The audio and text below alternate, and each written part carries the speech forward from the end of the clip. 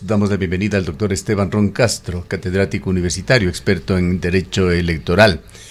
Abogado Ron, hemos conversado con usted en varias ocasiones sobre este tema, pero no por recurrente deja de ser importante, pues nos encontramos ya a las puertas de una campaña electoral con delicadas indefiniciones en Ecuador, particularmente relacionadas con el tema de si deben o no solicitar licencia el presidente de la República en primer lugar y varios asambleístas que van para la reelección.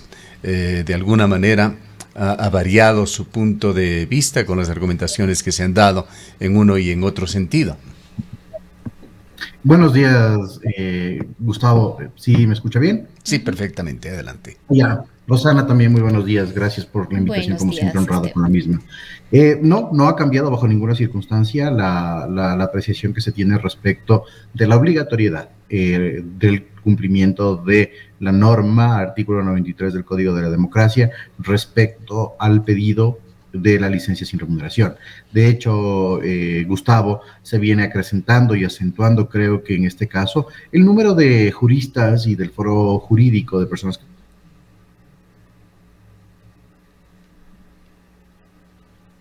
Tenemos una breve interrupción en la señal, esperemos que se corrija. Estamos en diálogo con el abogado Esteban Ron, hablando sobre la necesidad o no de solicitar licencia. El pedido, en todo caso, de la consejera Nájera va en el sentido de que tiene que actuarse con igualdad ante la ley y se debe preservar la seguridad jurídica, pues la norma pretende evitar que un candidato tome ventaja sobre otros al poder usar recursos públicos. Nájera ha hecho esta solicitud a través de una carta dirigida a la presidenta del Consejo Nacional Electoral. El anuncio de Nájera se dio en un momento en que se acortan los tiempos para la campaña electoral y en medio de la dura pugna que sostiene Daniel Noboa con la vicepresidenta Abad.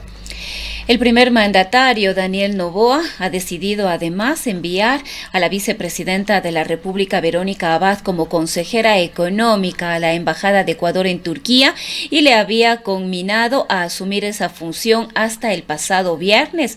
No obstante, Abad ha decidido postergar el viaje a Ankara, ha anunciado que tomará vacaciones, que acudirá al Parlamento a una comparecencia en los próximos días y que está lista para asumir la jefatura del Estado cuando Noboa pida licencia para participar en la campaña electoral. Autoridades del Ejecutivo, por su lado, han advertido de consecuencias ante la negativa de Abad a viajar a Turquía. De hecho, no se presentó en el momento en que le había ordenado el presidente a través del decreto 490. Estamos ya de regreso con la señal con Esteban Ron.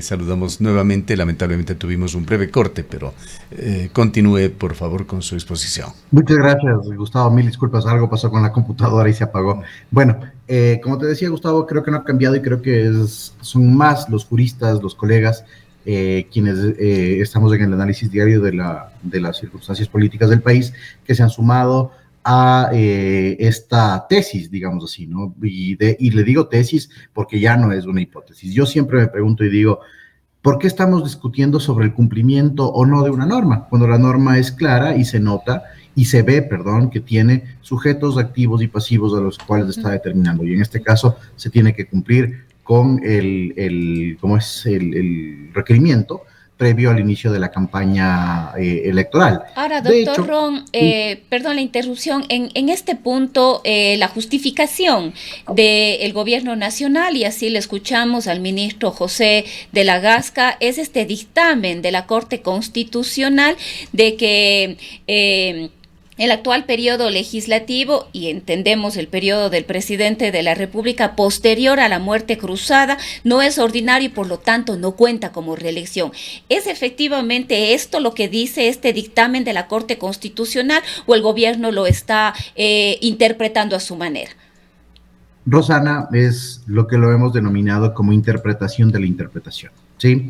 La Corte Constitucional en su momento, con esta sentencia del año 2010, hizo un ejercicio de interpretación del artículo 148 de la Constitución, el que regula la muerte cruzada, ¿sí? Y estableció 3 reglas en específico, 3 reglas que tienen que ver con el cómputo, ¿sí? Y de hecho la Corte lo dice así, cómputo de las elecciones, en este caso, poniendo 3 escenarios. Y los 3 escenarios, Rosana, son los siguientes. El primero es, ¿qué pasa si es que se dicta la muerte cruzada? El presidente da la muerte cruzada, el mismo presidente que da la muerte cruzada se recandidatiza y gana las elecciones, se entiende como que está ahí para terminar el periodo electoral para el que fue elegido. De hecho, se utiliza en este caso la locución por parte de la Corte Constitucional que dice que es una vuelta de confianza del pueblo ecuatoriano. La segunda regla, ¿qué pasa si el presidente de la República que hace la muerte cruzada, en este caso no se candidatiza? Se entenderá que puede venir una tercera persona y que va a ganar una tercera persona, que es lo que nosotros estamos viviendo, y que efectivamente cumplirá solo el periodo gubernamental que se dejó inconcluso, lo que está pasando en este momento, ¿sí? Y que en el caso de que esta persona quiera hacer una recandidatización y salga electo, se considerará como su primera elección, ¿ya? Y la otra regla creo que no viene al caso.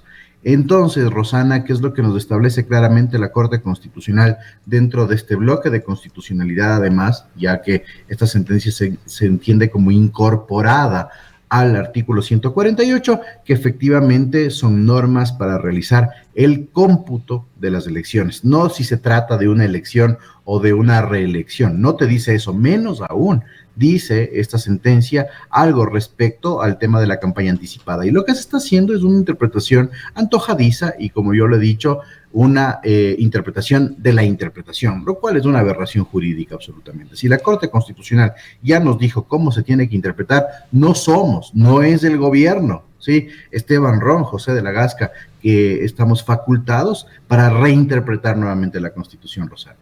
¿En qué se basa en su criterio esta posición que fue esgrimida originalmente por los abogados Ollarte y Quintana?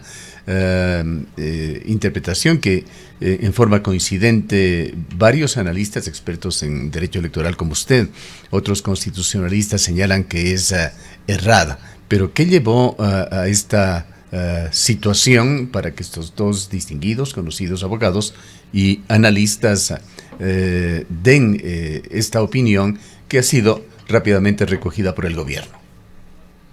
Desconozco, Gustavo, qué les llevó a los colegas a realizar esta interpretación. Obviamente, cuando uno hace los estudios respectivos dentro del análisis político, tiene que hacer un ejercicio de inteligencia que no solo es normativa, es decir, no nos restringimos estrictamente a lo que determinan las leyes, lo que determina la Constitución, sino que tenemos que hacer una revisión jurisprudencial. Y a partir del año 2010 esta sentencia ya fue incorporada dentro del bloque de constitucionalidad y además, obviamente, una vez que Guillermo Lasso convocó a la muerte cruzada, pues estaba ahí latente esta sentencia. De ahí, motivaciones de carácter personal desconozco y yo creo que en su momento, si nosotros hacemos un análisis evolutivo de esta situación y de qué colegas han empezado a unirse a esta antítesis, digamos así, de que no se tiene que pedir la licencia sin remuneración. Como decía, es una interpretación de la interpretación. Desconozco las motivaciones personales, las profesionales y las académicas, ya que los dos son académicos, obviamente hacen un ejercicio de integración del bloque de constitucionalidad y encontraron estas palabras de que no se trata de una reelección porque será una elección extraordinaria.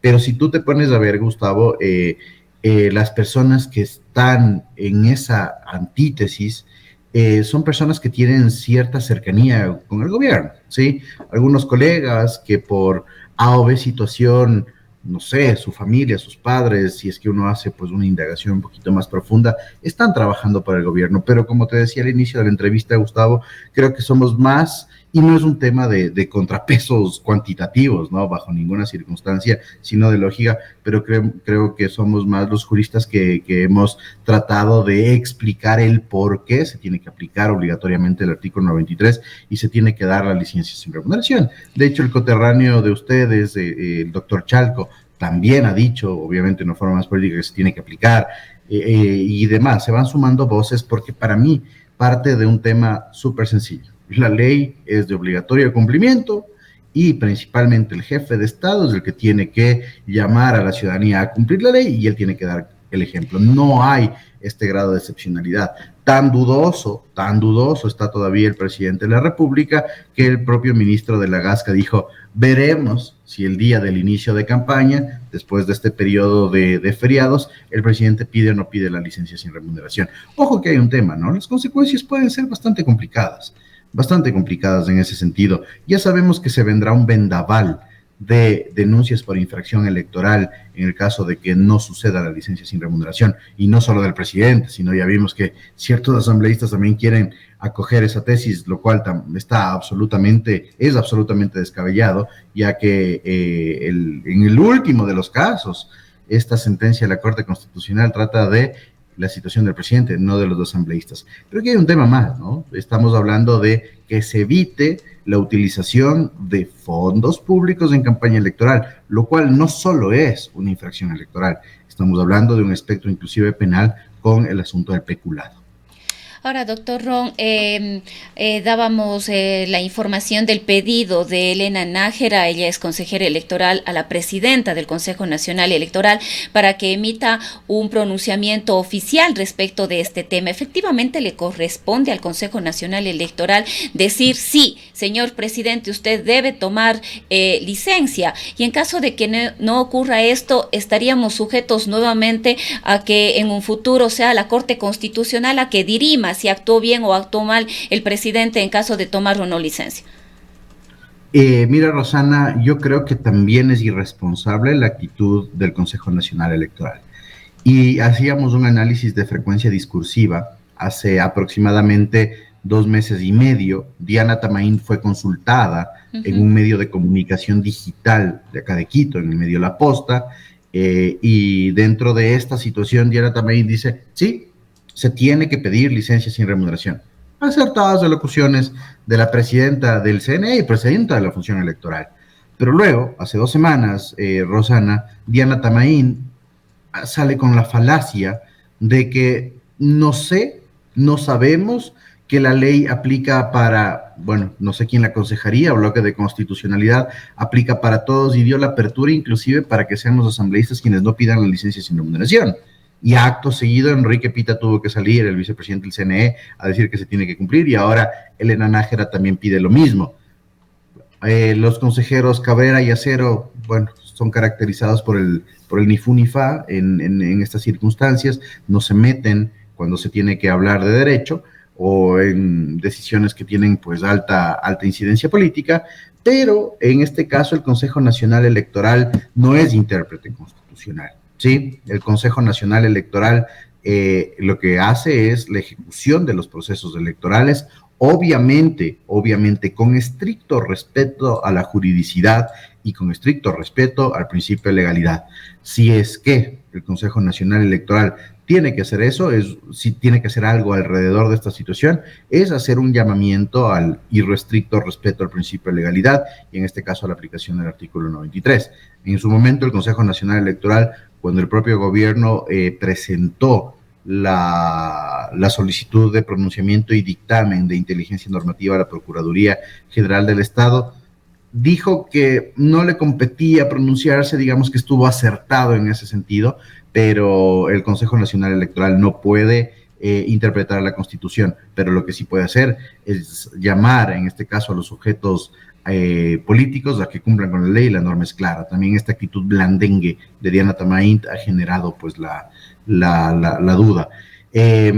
¿Terminará en la Corte Constitucional esta situación? No veo todavía como que haya la intención de que esto termine en la Corte Constitucional, ya que debería terminar en la Corte Constitucional en el caso de que se presente una acción de interpretación, tal vez, se me ocurre la única idea, o de inconstitucionalidad del artículo 93, como más o menos lo que está pasando con la ley antipillos, y que en este sentido la Corte Constitucional diga que el artículo 93 es inconstitucional. El modelo de control constitucional que nosotros tenemos en el Ecuador siempre funciona ex post, es decir, cuando efectivamente se da el conflicto, y en este caso, como te decía, puede ir a través de estas dos acciones, porque la Corte tampoco es que puede actuar de oficio. Además, los tiempos, ¿cuándo podría pronunciarse eventualmente la Corte?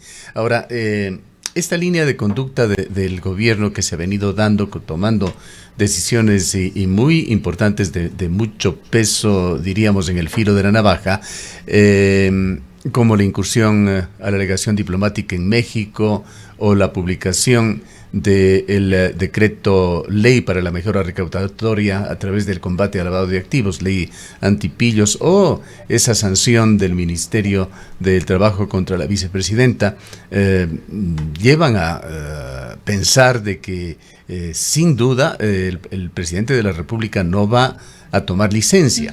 Si es que esto llega a darse, ¿qué va a pasar con este artículo y su aplicación, el artículo de la Constitución que obliga al presidente a respetar y hacer respetar la Constitución, leyes, acuerdos internacionales? ¿Cuáles podrían ser las consecuencias en la época preelectoral o en forma posterior? Pero además quisiera yo añadir, doctor Ron, ¿a quién le corresponde sancionar o verificar su cumplimiento en este momento?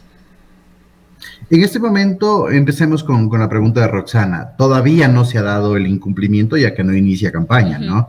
En 6 días sabremos cuál es la decisión. Es que me parece inaudito nuevamente que digamos o estemos expectantes de la decisión del presidente en cumplir o no cumplir la ley, ¿sí? Pero bueno, esperemos la decisión de Daniel Noboa y sí, decisión de pedir la licencia sin remuneración, ver qué pasa con Verónica Abad. Verónica Abad también ha enviado una misiva al presidente diciendo que ahora sí no va a hacer nada. Ella tampoco es que colabora mucho en esta situación, pero ¿qué correspondería en este caso? Empezará la campaña, veremos si el presidente Noboa, no sé si los primeros días de campaña empiece con esa campaña fuerte, territorial y demás, pero en el caso de que se configure una primera situación de campaña sin licencia, sin remuneración, irá esto igual al Tribunal Contencioso Electoral. ¿Cómo tiene que conocer esto el Tribunal Contencioso Electoral? A través de la presentación de una denuncia, ¿sí? Por infracción grave o muy grave, dependiendo del tipo de campaña que esté realizando, pero digamos que en este caso podría ser una infracción grave, ¿sí? Por incumplimiento de ley y además por realizar actos de precampaña, más o menos, y es paradójico el asunto, con la situación que se intentó juzgar en su momento Verónica Abad también en el Tribunal Contencioso Electoral, pero estaríamos hablando de una campaña, ¿no? Y la otra, como les decía, si es que se quiere ahondar un poco más, se podría presentar a través de los sujetos políticos. Esto ya es mucho más grave, es en el ambiente penal, en la jurisdicción penal, una denuncia por peculado por la utilización de recursos públicos en campaña electoral cuando esto está absolutamente prohibido. En los dos casos para mí, si bien se pueden dar estos dos escenarios, van a ser muy demorados. El Tribunal Contencioso Electoral no está en la capacidad operativa de hacer un juzgamiento de infracciones electorales tan rápido y sobre la marcha en el caso de que se dé esta situación.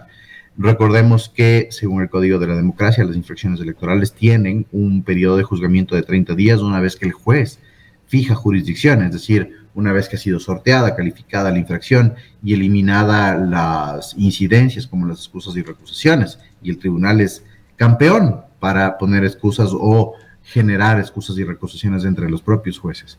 Entonces yo creo que por ahí un periodo de juzgamiento de infracción electoral inclusive llega a durar más de 180 días. Entonces, bastante complicado que esto se dé. Hasta eso ya tendremos nuevo presidente posesionado. Y el tema de peculado, estamos hablando de una investigación, ¿no? Y en el caso de una investigación, dura igual 180 días por parte de la Fiscalía, si es que la Fiscalía encuentra el mérito en las respectivas denuncias. Entonces, esas son las dos instituciones que vendrían a digamos, poner el freno en esta situación o que tendrían que juzgar el incumplimiento. Hablando del Tribunal Contencioso Electoral, doctor Ron, cabe preguntarle a usted, que conoce a fondo este organismo, fue parte del Consejo Nacional Electoral en la época de Gustavo Vega, ¿qué grado de confianza se puede tener en cuanto a la independencia como institución del Tribunal Contencioso Electoral? Le pregunto esto porque analistas políticos, actores políticos, tenían semanas antes de que se dé una decisión reciente de este organismo la certeza de que Jan Topic era cosa juzgada y sugerían que había una mayoría pro gobierno en ese organismo. Sí, bueno, el Tribunal Contencioso Electoral, de hecho, también trabajé en el Tribunal Contencioso Electoral como pasante sin ser abogado, cuando apenas se le instauró unos docentes, nos llevaron a alumnos de la entonces Universidad Católica del Ecuador a hacer una especie de pasantías allá y se conoce también el funcionamiento de la institución, primer trabajo formal que tuve. Digamos que las interacciones con el Tribunal Contencioso Electoral han dependido mucho de su conformación, sí, han dependido muchísimo de su conformación. El Tribunal Contencioso Electoral hace rato tiene un incumplimiento de la paridad de género en la conformación de su pleno, ¿sí? No solo en recordemos que solo la jueza presidenta Coloma es la única mujer en ese pleno, ¿no? Entonces desde ahí ya tienes ciertos problemas en la conformación. Previo a eso, de la misma manera, solo con una mujer que me parecía que el nombre Patricia Guaycha, etcétera, ¿no? Entonces, desde ahí, desde esa propia conformación, ese pleno ya te genera ciertas inseguridades y ciertas dudas, ¿sí? ¿Por qué dentro de la propia institución y por qué las juezas que estarían en este caso en el banco de juezas suplentes no piden su principalización? Duda inicial. Segunda cosa, la confiabilidad que ha tenido el Tribunal Contencioso Electoral ha ido variando dentro de los años, desde su inicio de funcionamiento en el año 2009. Algunos no han sido tan entredichos como otros, pero particularmente, ¿sí? El pleno previo, cuando estaba el presidente, el doctor Muñoz, antes de que Ivonne Coloma asuma la presidencia del Tribunal Contencioso Electoral, digamos que no tenía pues mucha incidencia o mucho conflicto en el ámbito político. Claro, luego se inició el juicio político a Fernando Muñoz, que ha sido suspendido este fin de semana. Hubo estos problemas respecto a las reuniones de Ángel Torres con el entonces secretario del CPCC, señor Seraquibe, y el candidato Jaco Pérez Guartambel, etcétera, ¿no? Pero este pleno en particular, digamos que tiene algunas dudas por ciertas situaciones particulares de 3 jueces, ¿sí? Que cada uno de los jueces pues tiene su duda respecto de sus actuaciones y que de hecho son los jueces que forman parte de esta mayoría que dejaron fuera la candidatura de Jan Topic. Digamos que no hay en ese sentido una confianza en las decisiones que puede tomar el Tribunal Contencioso Electoral. Difícil saber si está cooptado por el gobierno, muy difícil saber eso.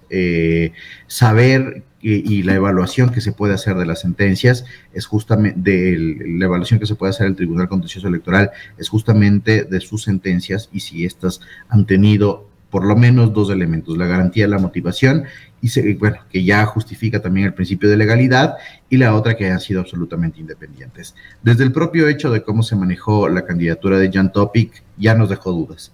Segundo, la infracción electoral en contra de Verónica Abad, presentada por Verónica Abad, donde no encontraron una infracción por violencia política de género.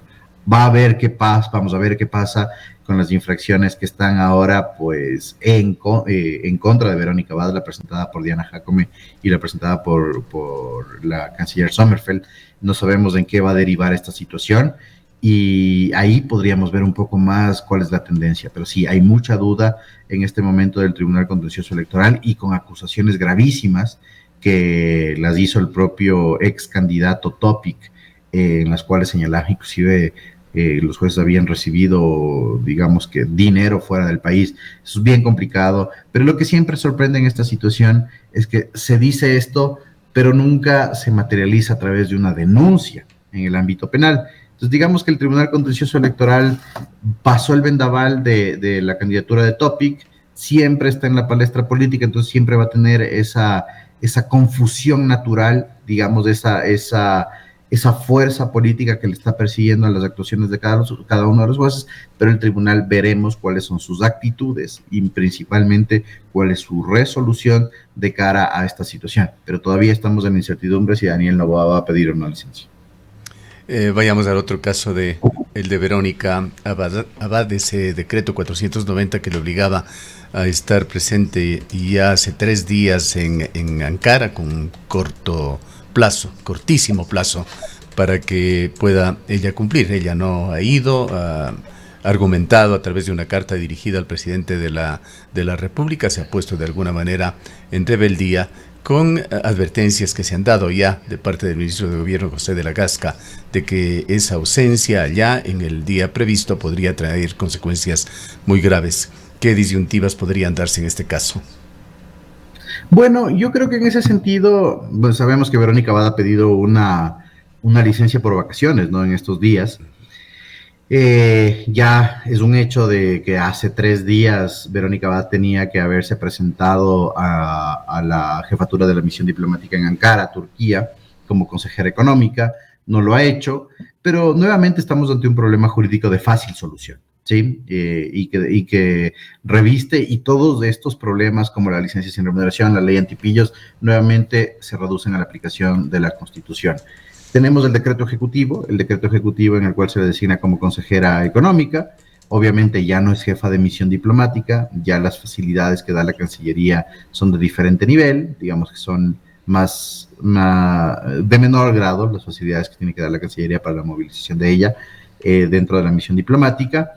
Pero aquí la situación es que sí, efectivamente, el artículo 123, para mayor referencia de la Ley Orgánica del Servicio Público, establece que los funcionarios tienen hasta 30 días para trasladarse a la sede de la misión diplomática, obviamente con ciertas situaciones de evitar tomar los vuelos más directos, evitar el tráfico aéreo, como dice la propia norma. Y en ese sentido, lo irónico es que es la propia Cancillería la que debe facilitar el traslado de los servidores que van a las misiones diplomáticas. La coordinación y la compra de pasajes la hace la propia Cancillería a través de una dirección en específico, y por eso se tiene 30 días para dicha coordinación, para que inclusive el servidor pueda dejar las cosas en orden en el país en el que está o en el propio Ecuador, ¿sí? Y el decreto ejecutivo, hagamos un parangón a lo que pasó con la primera designación de Verónica Abad. Cuando a Verónica Abad se le designó embajadora de la paz, no embajadora plenipotenciaria en Israel, la Cancillería tuvo el presidente Noboa hizo esta omisión de no señalar que las coordinaciones se tienen que dar a través de la Cancillería y demás. Pero luego, cuando la designó como embajadora plenipotenciaria, ahí sí puso pues el artículo de que la Cancillería y en este caso el Ministerio tiene que realizar todas las coordinaciones para el traslado de la funcionaria, pero ahora no lo puso nuevamente y le envió a que tiene que estar el 27 de diciembre. Vamos nuevamente a resolver el problema jurídico. El artículo 424 de la Constitución establece el orden jerárquico de aplicación normativa y nos dice: Constitución, tratados internacionales, leyes orgánicas, leyes ordinarias y de ahí hacia abajo. Ley orgánica de servicio público, decreto ejecutivo. ¿Sí? ¿Qué corresponde? Aplicar la ley orgánica del servicio exterior, la cual efectivamente le da los 30 días para su traslado. Y claro, si es que tendría algo de astucia, y no sé si esto ha pasado, Verónica Abad debió haber cruzado información con la Cancillería y decirle: miren, yo estoy lista, espero que ustedes me compren los pasajes, tenemos 30 días, espero disposiciones y la coordinación respectiva, y se libraba de esta situación. De ahí que haya consecuencias gravísimas, como ha dicho el ministro de la Gasca, de la no presentación. No, tampoco hay. Aquí deberíamos quizás suponer que van a iniciar un proceso similar al anterior, un nuevo sumario administrativo y un proceso de esta naturaleza, ¿o ya no se atreverían? Yo creo que sí, Rosana, pero primero, sumario administrativo por abandono de cargo no cabe, porque ella todavía no está en el cargo, ¿sí? La otra es la de no presentación en la misión diplomática, pero justamente el artículo 123 de la Ley Orgánica del Servicio Público establece el plazo de 30 días para presentarse en una misión diplomática. Así que todavía no puede iniciarse este proceso administrativo para una posible destitución o sanción con alguna falta grave. Sin embargo, ¿cuál es el trámite a seguir? La Ley Orgánica del Servicio Exterior tiene un trámite administrativo justamente para que en este caso la dirección respectiva, que es la Dirección de Traslados de Funcionarios, inicie el proceso administrativo de cargo y de descargo para que en este caso Verónica Abad diga por qué no se presentó en la misión diplomática, etcétera, ¿no? y después de eso nuevamente deriva al Ministerio de Trabajo, ¿sí? Pero la situación acá es que tienen que dejar pasar los 30 días. Digamos que en este caso, igual tendremos que ver cuáles son las decisiones de gobierno. Creo que tranquilamente desde el 27 de diciembre hasta esta fecha ya hubiese tomado alguna decisión el gobierno respecto de la no presentación de Verónica Abad. Bueno, hubo un fin de semana intermedio, tal vez el día de hoy, mañana, o también jugando con los feriados del primero del 2020, de enero del 2025, algo diga el gobierno respecto de la no presentación de Verónica Abad, pero en ese sentido, Rosana, digamos que ella está escudada por esta disposición. También hay que decir que esa locución, no recuerdo de qué funcionario gubernamental fue, no sé si fue el propio ministro de la Gasca, decía que ella no le rige la LOCE, la Ley de Servicio Exterior, sino la LOCEP. También es complicado señalar esto, sí, también es complicado. No hay pues una disposición en la LOCEP que diga el tiempo en el cual se tienen que presentar los servidores o servidoras diplomáticas en las misiones respectivas. Solo te dice el incumplimiento de disposiciones de autoridad competente. Pero la LOCE, la Ley Orgánica del Servicio Exterior, claramente en el ámbito del objeto y de sujetos regulados dice que son servidores públicos o funcionarios públicos, porque todavía tiene una terminología antigua, de carrera, pero también los de designación política. Así que la ley del servicio exterior también se aplica para Verónica Abad en su calidad de vicepresidenta y como servidora, en este caso, vendría a ser temporalmente diplomática. Bien. Le agradecemos mucho por habernos acompañado, doctor Ron. Siempre es un gusto, Gustavo, Rosana. Gracias, y si no les veo o no converso, felices fiestas, feliz 2025, los mejores deseos, bienes para ustedes, y gracias por todas las invitaciones que hemos tenido a lo largo del 2024. Gracias a usted. Iguales deseos, doctor Ron. El doctor Esteban Ron Castro es experto en Derecho Electoral, decano de la Facultad de Jurisprudencia de la Universidad Internacional SEC de Ecuador. Son las 8:10 PM.